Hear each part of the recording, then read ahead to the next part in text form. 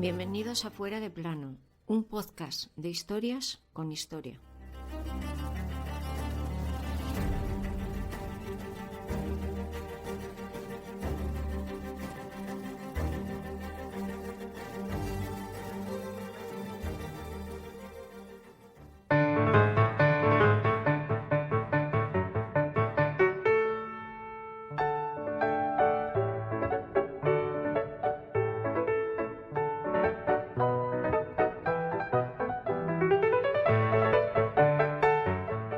Fue una estratagema perfectamente orquestada. Ocurrió a la vez en todas partes. Aquel 2 de abril de 1767, Carlos III consumará una venganza contra la orden de los jesuitas de su reino. Serán expulsados y sus bienes confiscados. En total salieron con cajas destempladas más de 5.000 jesuitas, la mitad en España y la otra mitad en el Nuevo Mundo.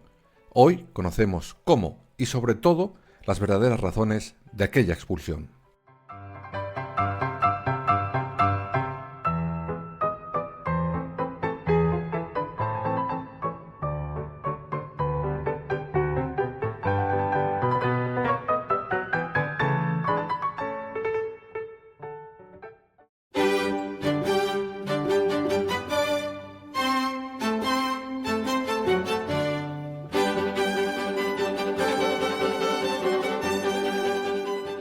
Antes de conocer cómo se las ingenió Carlos III para largar de España a los jesuitas, vamos a viajar unos cuantos siglos atrás, en concreto al 15 de agosto de 1534, y más en concreto nuestro destino será Montmartre, en París. Allí, un antiguo militar y consejero de Carlos I de aquí y V de allí, juró, junto a sus 7 seguidores más fieles, servir a Dios y olvidarse de las cosas mundanas. Este hombre era Ignacio de Loyola, y de esta manera se sentaba el germen de la futura Compañía de Jesús, los jesuitas.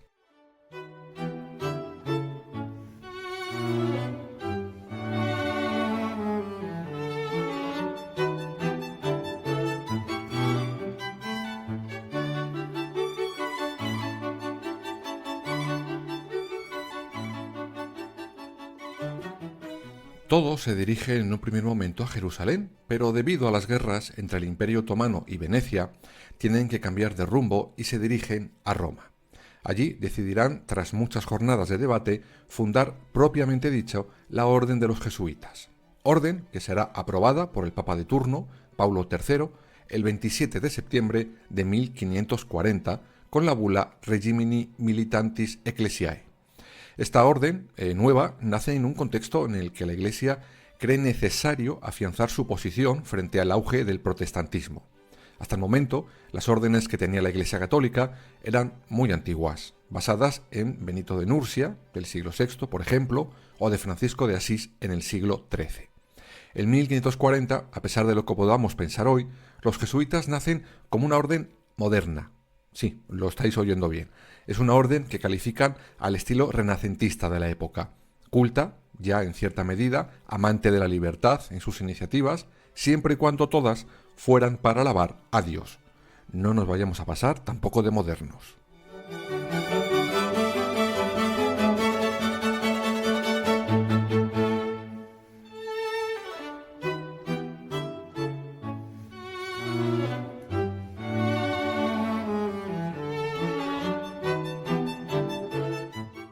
El caso es que los integrantes de esta orden cumplían 4 votos, no 3.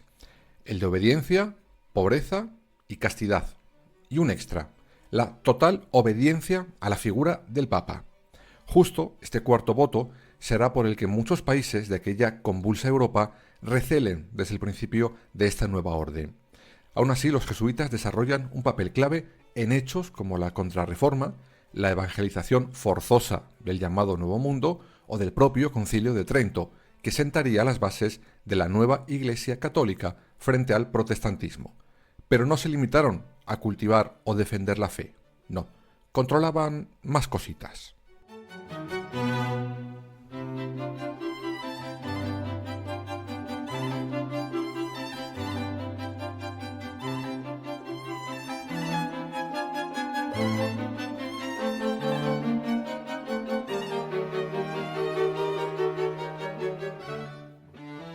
En España, por ejemplo, los jesuitas en el siglo XVII ya actuaban en la sociedad controlando la educación, pues la gobernaban a través de la enseñanza secundaria. Además, ejercían una grandísima influencia en los monarcas de turno, como Felipe V, sí, aquel que se creía una rana, o Fernando VI. Todo este, digamos, éxito público y político les acaba granjeando enemistades muy importantes en otras órdenes religiosas que veían perder su poder, pero también entre la corte y el pueblo. Con los primeros por la misma razón que con otras órdenes, es decir, si los jesuitas mangoneaban al rey, los cortesanos se quedaban sin hacerlo ellos, y con el pueblo porque sus enseñanzas eran excesivamente rígidas. Todo esto llevó a la orden de los jesuitas a caer como unas fichas de dominó.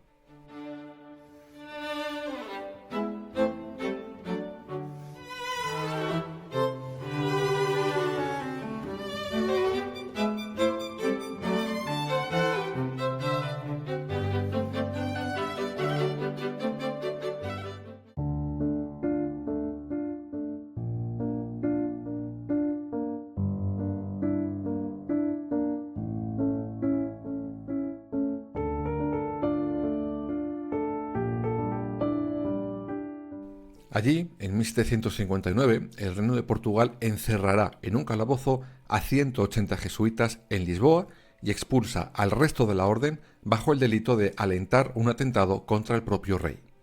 Esta historia os aseguro que da para un capítulo propio y lo tendrá. 3 años después les llegará el turno a los franceses, con exactamente el mismo argumento. Ya es curioso. El rey declara ilegal a los jesuitas. Sobre todo, aprovechará un caso de supuesta malversación de fondos, como diríamos hoy, después de un lío entre los jesuitas y otra orden francesa llamados los jansenistas. Pero, ¿y en España? ¿Qué pasó aquí? Vamos con ello.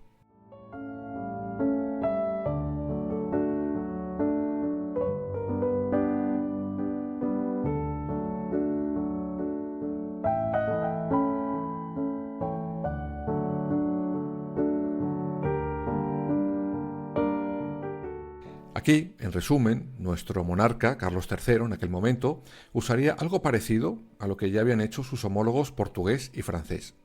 Cabe recordar que aquí durante siglos los jesuitas estuvieron muy cerca de nuestros monarcas, como ya os he dicho antes, pero todo empieza a cambiar cuando en 1757 el que era primer ministro de Fernando VI, el marqués de la Ensenada, cae del poder.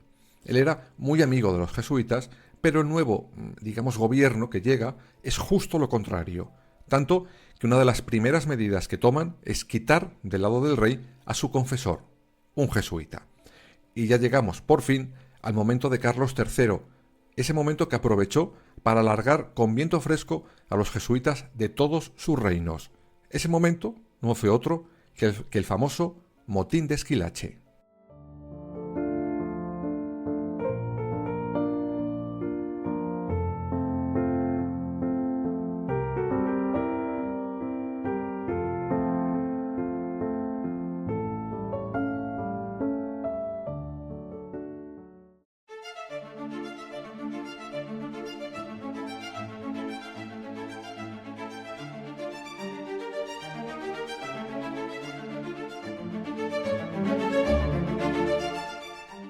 Cuando Carlos III está en el poder, se respiraba en el país, una cierta tranquilidad que no se vivía desde la guerra de sucesión que acabó con los Borbones en el trono. Pero todo esto iba a cambiar por culpa de uno de los ministros del rey, efectivamente, el marqués de Esquilache, que controlaba Hacienda. Él era uno de los ministros que ayudaron al rey Carlos III a modernizar de alguna manera el país, sobre todo su capital, Madrid. Por eso, al rey, a Carlos III, se le conoce como el mejor alcalde de Madrid. Aunque en otro capítulo ya veremos que eso le quedó demasiado grande. Pero bueno, eso no nos ocupa hoy. Pero si el marqués había ayudado al rey a modernizar el país, ¿por qué al final el país se levantó contra el marqués y el rey? Pues todo comienza el 10 de marzo de 1766.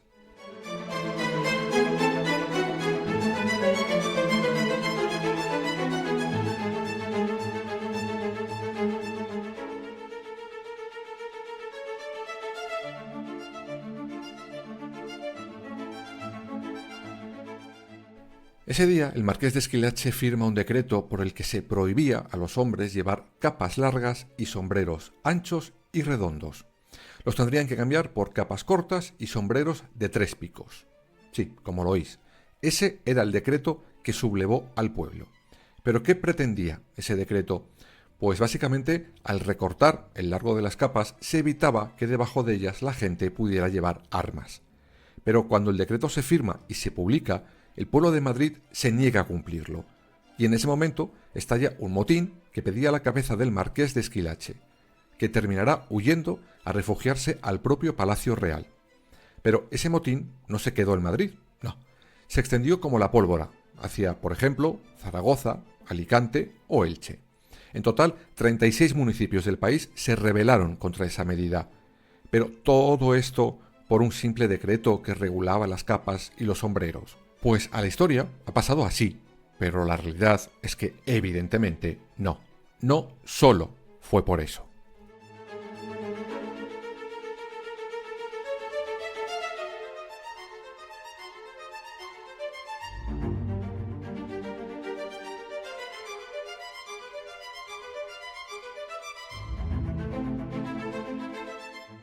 Esquilache había dictado también, por ejemplo, una subida de alquileres que se sumará a las malísimas cosechas que este país llevaba arrastrando unos años. Estas malas cosechas harán, evidentemente, que los productos suban de precio, hasta duplicarse, como en el caso del tocino, el pan o el aceite. Además, sumaron una bajada de los sueldos. El pueblo de Madrid era pobre y además tenía hambre, y lo que les faltaba ya era que les dijeran cómo vestirse. En vez de aligerar su hambre o su pobreza, el marqués de Esquilache les decía cómo vestir. Por eso, aquel famoso decreto no fue la razón del motín, solo fue la gota que rebosó con creces el vaso.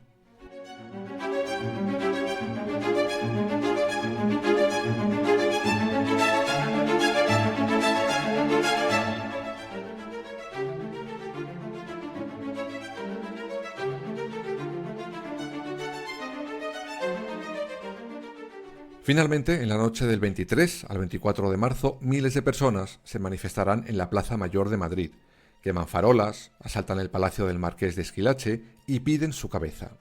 Pero, ¿y mientras el rey? Pues apagado o fuera de cobertura. Nadie sabía nada de él. Al final, varios días después, Carlos III aceptará varias de las peticiones de los exaltados para volver a la paz. Esquilache tendría que marcharse del país, se quitaría la prohibición de las prendas y se reduciría el precio de los alimentos básicos de la manera que fuera necesaria. Y así terminaba el famoso motín de Esquilache. Pero ahora preguntaréis, ¿qué narices tiene que ver todo esto que nos has contado con los jesuitas? Pues básicamente nada de nada. Pero por culpa de este motín, los jesuitas se fueron del país. Vamos con ello.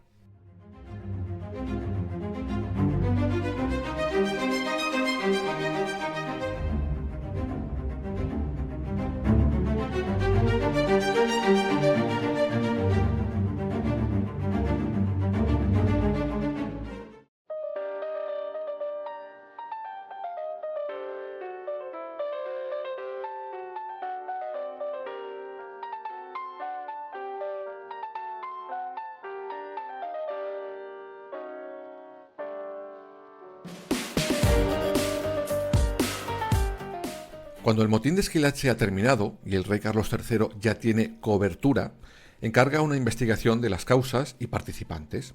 Este informe lo hace el fiscal del Consejo de Castilla, llamado Pedro Rodríguez de Campomanes. En sus investigaciones averigua que algún jesuita había participado en las revueltas, a título personal, claro. Sin embargo, el fiscal, como en tantas otras ocasiones, con un testimonio aquí, una prueba allí, una cosa más allá y el resto que me lo invento, concluirá que la orden como tal de los jesuitas habían sido los instigadores del motín de Esquilache. Con esto, Carlos III tenía ya la prueba que le servía para sus fines. Adiós a los jesuitas.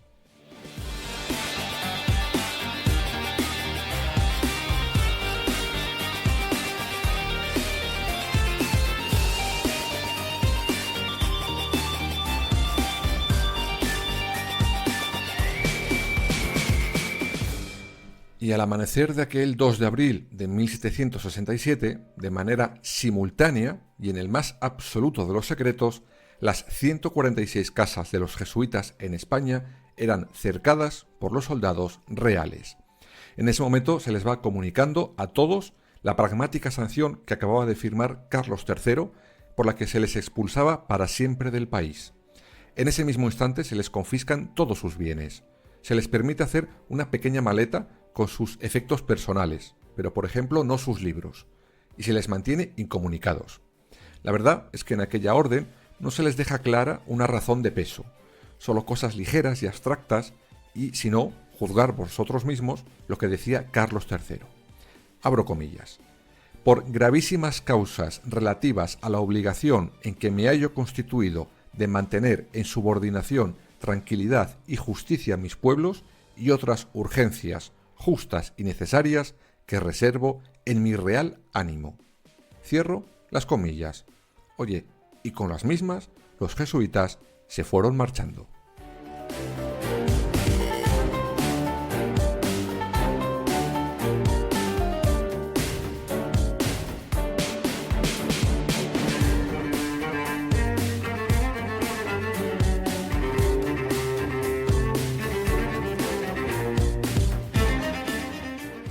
Les custodian los soldados del rey y 2.746 jesuitas serán llevados a diferentes puertos del país donde se irán en barcos. Algunos terminarán, por ejemplo, en Córcega, porque, curiosamente, el Papa de turno, Clemente XIII, no dejará a los jesuitas pisar los estados pontificios. Sí, a los que le habían jurado fe ciega, a los que llevaban siglos haciendo votos de obediencia total, ahora el Papa les dejaba tirados. Pero claro, al Papa le daba más miedo cualquier rey que ganas tenía de defender o acoger a los jesuitas. Ande yo caliente.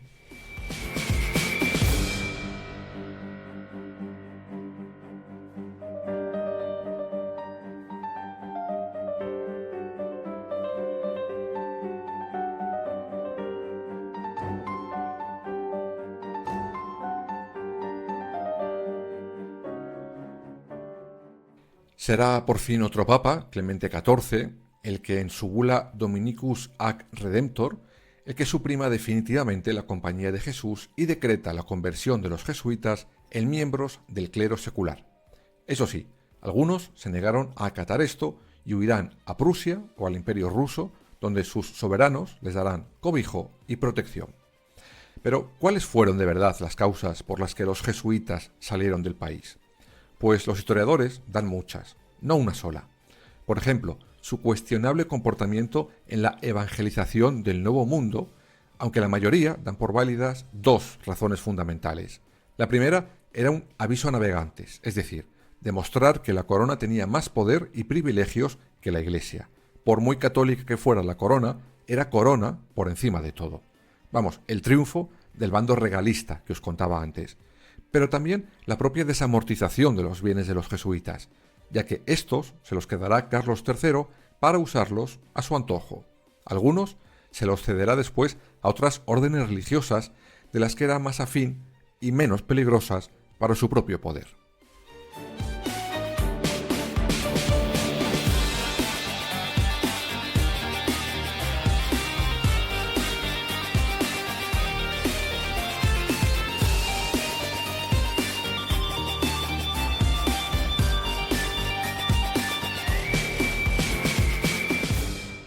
Aunque la verdad, esta salida duró poco, pues casi 50 años después de esa marcha, en 1814, otro papa, Pío VII, emitirá la bula Solicitudo Omnium Ecclesiarium, por la cual se restauraba la Compañía de Jesús.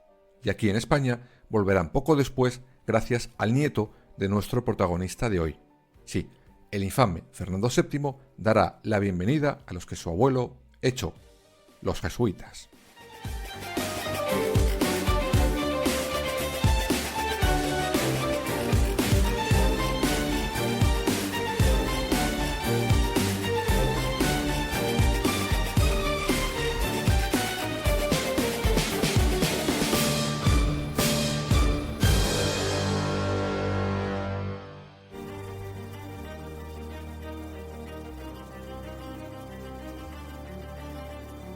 Escúchanos en las principales plataformas digitales y ahora también en nuestra página web www.fueradeplanopodcast.es y síguenos en todas las redes sociales, Twitter, Instagram, Facebook y Threads.